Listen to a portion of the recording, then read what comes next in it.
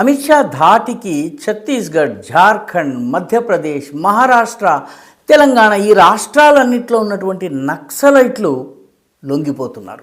ఇన్నాళ్ళు యుద్ధమని తుపాకుల చేత సాధారణ ప్రజల్ని భయపెట్టిన వాళ్ళు ఇప్పుడు ప్రాణాలు రక్షించుకోవడం కోసము లొంగిపోతున్నారు. జనజీవన స్రవంతిలో కలిసిపోతున్నామని కూడా వాళ్ళ నోట్లోంచే ఈ పదాలు వస్తున్నాయి. అంటే ఇన్నాళ్ళు వాళ్ళు జనజీవన స్రవంతిలో లేరన్నమాట.